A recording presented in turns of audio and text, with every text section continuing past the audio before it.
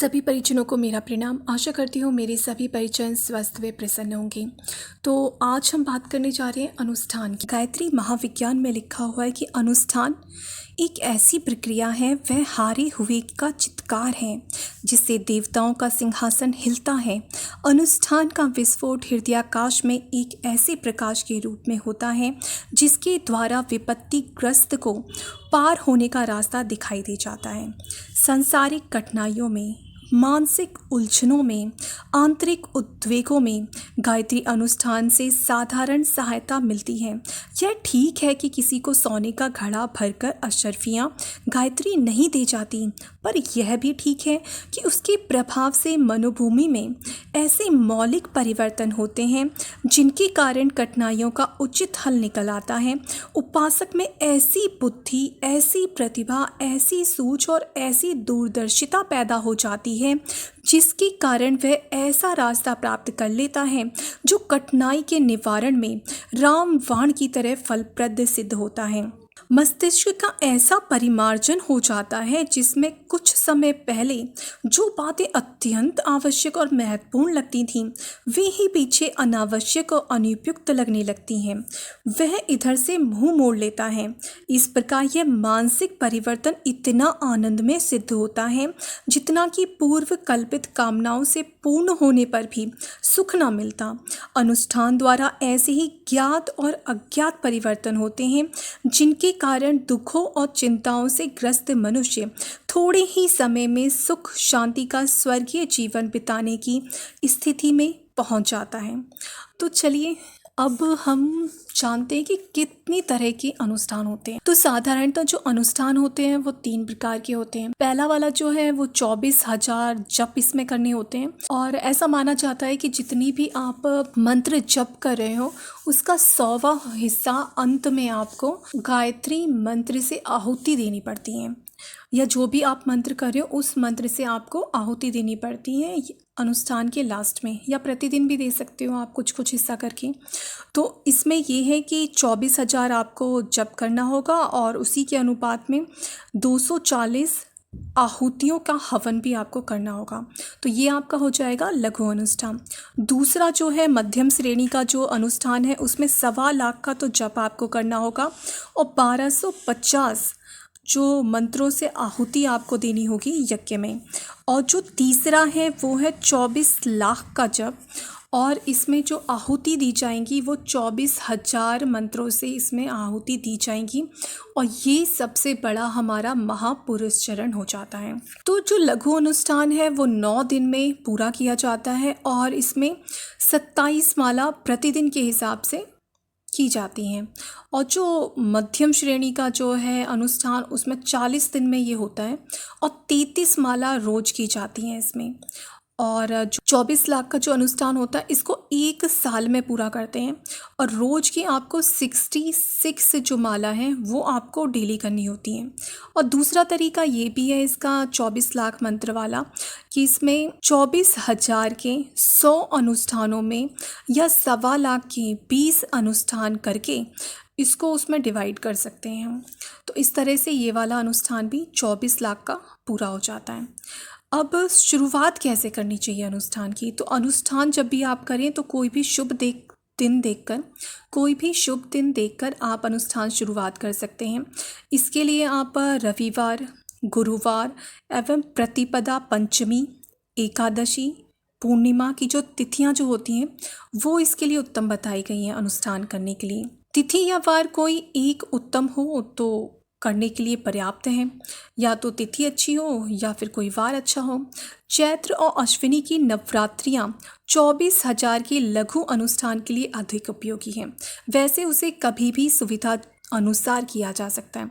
और अब तो कल से नवरात्रियां ही आ रही हैं, तो जो 24,000 का जो अनुष्ठान है लघु, वो आप में से कोई भी बड़े आराम से कर सकता है। और अगर नवरात्रों में किसी भी कारणवश आप नहीं कर पा रहे हो तो उसको फिर आप बाद में कभी भी कर सकते हो, पर नवरात्रि का टाइम थोड़ा और अच्छा माना जाता है, तो नवरात्रि में आप कर लें तो वो तो बहुत ही उत्तम है।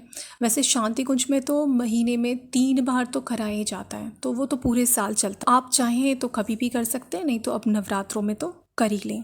तो अब बात ये आती है कि अनुष्ठान में हमें कौन कौन से नियमों का पालन करना चाहिए। तो सबसे पहला तो इसमें ये आता है कि ब्रह्मचर्य से रहना। तो ब्रह्मचर्य से रहना तो बहुत ही अनिवार्य है इसके लिए। और दूसरा है आपका उपवास रखना पड़ेगा, और इसके लिए आप फल दूध ज़्यादा लें और बिना नमक का भोजन ले सकते हैं, या बिना चीनी वाला भोजन, मतलब अस्वाद, शांति कुछ में चलता है अस्वाद भोजन दिया जाता है वहाँ पे। मेन क्या है कि जो मन ज़्यादा स्वादिष्ट खाने के लिए मचलता रहता है, तो उसको थोड़ा सा पीड़ा इस टाइम दी जाती है कि तुझे ये खाना पड़ेगा, तू बहुत ललचाता है और हमारा स्वास्थ्य खराब करता है। तो मन को थोड़ी डांट फटकार के उसको अस्वाद चीज़ें जिसमें टेस्ट ना हो वो खिलाई जाती हैं, और थोड़ा हेल्थी भी। तो आप क्या क्या कर सकते हैं, फल, दूध, जूस, और बिल्कुल सात्विक भोजन, एक समय भोजन, या फिर अस्वाद भोजन, बिना नमक का भोजन या बिना चीनी का भोजन, जो भी आपको सुविधा लगे उसके अनुसार आप कर सकते हैं। और जो सोना होता है वो ज़मीन पर आप सोएं, या फिर जो तख़्त होता है ना, अगर आपको ऊपर भी सोना है, मतलब बिना गद्दे के, मतलब सॉफ्ट ना हो, दरी वरी बिछा सकते हैं, बस सॉफ्ट जो गद्दे होते हैं उन पे ना लेटें, थोड़ा हार्ड सरफेस पे लेटें। और सेविंग और कटिंग दोनों के लिए मना करते हैं, पर गुरुदेव तो रोज़ ही सेविंग करते। मतलब मेन बात यह है कि अपने जो काम हैं वो किसी दूसरे से नहीं करवाने, अपने काम खुद ही करने हैं। कहते हैं कि अगर किसी से काम करवाते हैं तो उसे पुण्य मिल जाता है, अपनी सेवा किसी से करवाते हैं तो किसी से सेवा नहीं करानी है। और हो सके तो जितना काम अपना स्वयं कर सकते हैं उतना करें। खैर वाइफ की तो हेल्प मिलती ही है, फिर भी कोशिश करें जितना आप कर सकते हैं उतना करें स्वयं ही। तो इसमें मेन तो कटिंग है कि कटिंग नहीं करानी। बहुत से लोग शेविंग भी नहीं कराते हैं, लेकिन अगर आप खुद सेव करते हो तो कर सकते हो, उसमें ऐसी कोई दिक्कत वाली बात नहीं है, क्योंकि आपने किसी और की सेवा नहीं ली, आप स्वयं ही उसे कपड़े धोना भी कहते हैं कि स्वयं ही धोएं। आपको शेविंग करनी है, कपड़े धोने, जो अपने काम है उन्हें कोशिश करें कि नवरात्रों के अनुष्ठान में, किसी भी अनुष्ठान में स्वयं ही करें उसे। और चमड़े की जो चीज़ें हैं, लेदर की जितनी भी चीज़ें हैं, आपकी बेल्ट हो गई, पर्स हो गया, और शूज़ हो गए, तो उनका त्याग कर दें, उन्हें ना करें। और भी चीज़ें कई हैं जो आप कर सकते हो सकता है आप करें कि मैं सोफ़े पे नहीं बैठूंगा, नीचे बैठ सकते हैं, चटाई बिछा के नीचे सो सकते हैं। और जो आपको लगे कि हाँ थोड़ा सा शरीर को कष्ट मिल रहा है जिन चीज़ों से, वो करें। और जैसे कि हम रोज़ जप करते हैं उसकी तरह अनुष्ठान में भी पहले नहाते हैं, फिर संध्या करते हैं, फिर जप आरंभ किया जाता है। निर्धारित हवन रोज़ कर सकते हैं या अनुष्ठान के अंत में भी हो सकता है। जैसे 24,000 का आप अगर जप करते हैं लघु अनुष्ठान, तो 240 मंत्र की आपको आहुति देनी होगी।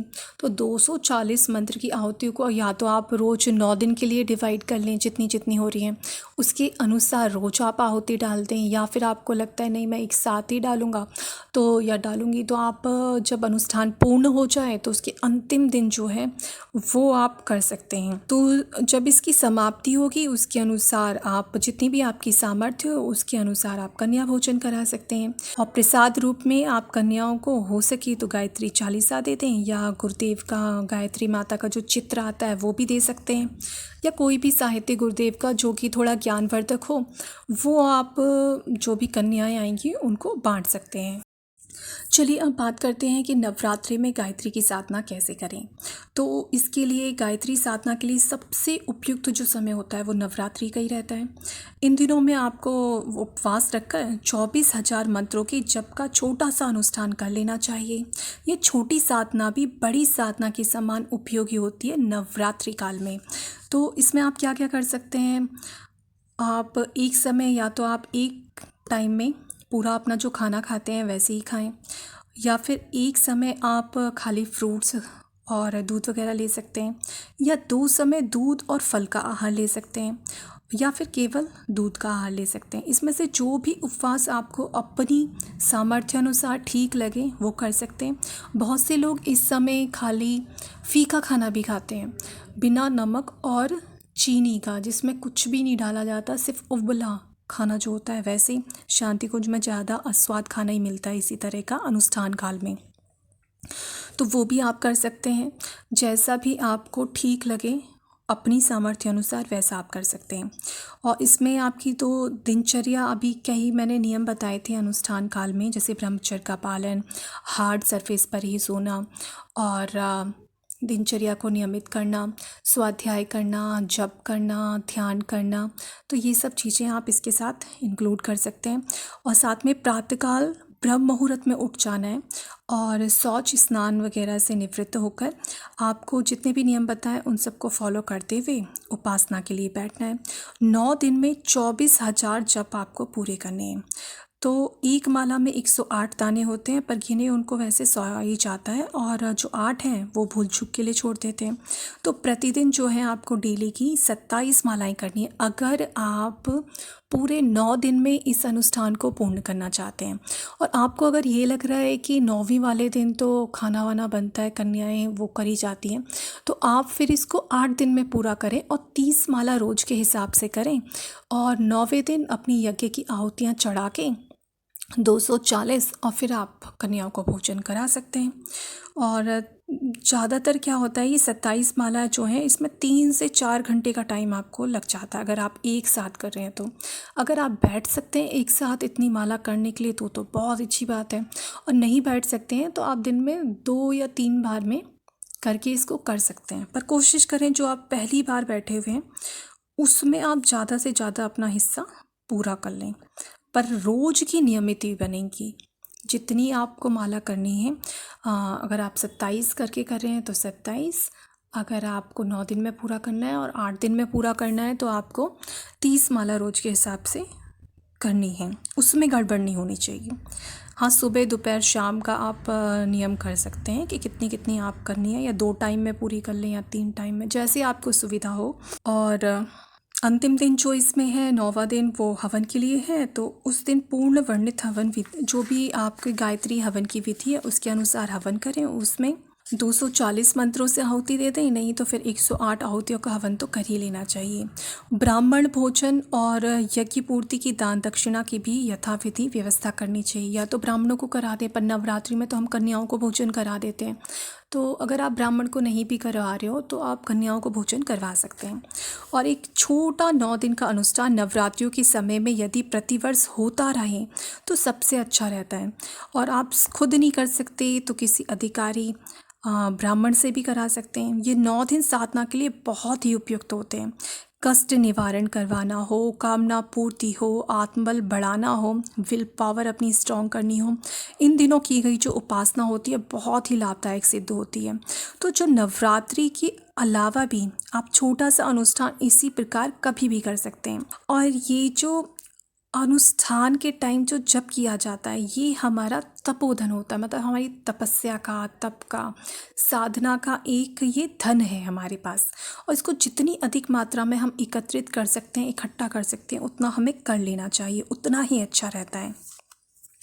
और जैसे 1.25 लाख जप का पूर्ण अनुष्ठान ना करने वालों के लिए 9 दिन का 24,000 जप का लघु अनुष्ठान हो सकता है, उसी प्रकार जो थोड़े कम पढ़े लिखे लोग हैं और जो अशिक्षित हैं, या जो बहुत सी लेडीज़ ऐसी हैं जो पूरा गायत्री मंत्र याद नहीं कर पाती, या कुछ त्रुटि रह जाती है, कुछ अशुद्धियाँ रह जाती हैं, तो वो क्या है, गायत्री मंत्र का प्रणव और व्याहृतियों के सहित पंचाक्षरी जो मंत्र है ओम भूर्भुवः स्वः, सिर्फ इसका भी अगर हम जप करते हैं तो इसका भी लाभ हमें मिलता है। जैसे चारों वेदों का जो बीज मंत्र है वो गायत्री मंत्र है, ऐसे ही गायत्री मंत्र का जो बीज मंत्र है वो पंचाक्षरी मंत्र प्रणव और व्याहृतियाँ हैं। तो खाली ओम भूर्भुवः स्वः इस मंत्र का भी बच्चे, बूढ़े, अशिक्षित या जिनसे थोड़ी गड़बड़ी हो जाती है तो वो भी ऐसे ही 24,000 मंत्र का एक छोटा सा अनुष्ठान कर सकते हैं ओम भूर्भुवः स्वः से। तो ये थी कुछ जानकारी अनुष्ठान के बारे में। आशा करती हूँ आपके प्रश्नों का उत्तर अवश्य ही मिला होगा। और परम पूज्य गुरुदेव और वंदनीय माता जी से प्रार्थना करती हूँ कि हे गुरुदेव और माता जी, मेरे जितने भी भाई और बहन नवरात्रि में साधना करने के लिए जा रहे हैं उनका अनुष्ठान अवश्य ही पूर्ण हो, और जो भी हृदय में मनोकामना रखते हुए वो ये अनुष्ठान कर रहे हैं उन सभी की मनोकामना पूर्ण हो। और आप अपना सतत संरक्षण और आशीर्वाद हम सभी भाइयों और बहनों पर सदैव बनाए रखें। सभी को प्रणाम। जय गुरुदेव।